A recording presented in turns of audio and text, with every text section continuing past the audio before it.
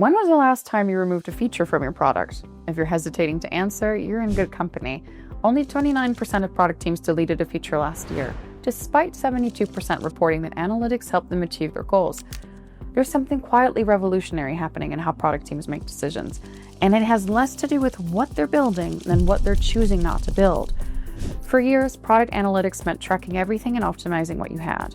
Teams would instrument every click, monitor every metric, build dashboards for dashboards. The assumption was that more data naturally led to better products. But our latest State of Product Analytics report reveals a different story. The most successful teams aren't just using data to add features, they're using it to subtract them. Take Cetix's recent platform migration. Faced with limited time and resources, they used analytics to make a brutal calculation: which features actually mattered.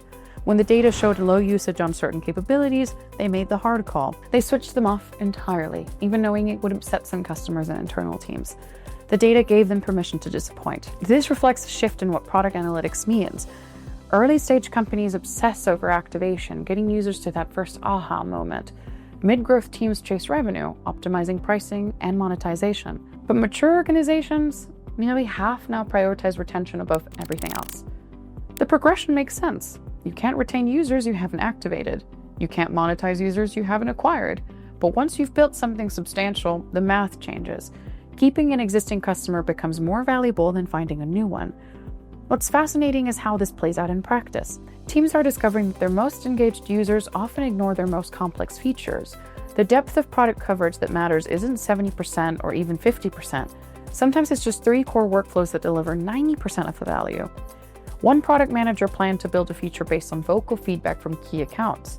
The analytics revealed an uncomfortable truth. Barely anyone used the underlying workflow that feature would enhance. Without that data, they would have invested months into something that moved in no meaningful metric. The future of product analytics isn't about tracking more things or building better dashboards. Teams are moving toward predictive insights, with investment in data science tools jumping from 4% to 24% in the next year. They want to know not just what happened, but what will happen. When will this user churn? Which feature will drive the next growth curve? Perhaps the real strategic differentiator isn't having more data. It's having the courage to act on what the data actually says, especially when it tells you to do less. You made it to the end of the video. If you enjoyed it, don't forget to hit that like button and subscribe. If you want to learn more about any of the topics we cover on the channel, head over to productledalliance.com, where you can become a free member and access thousands of resources created by product managers from the world's leading companies.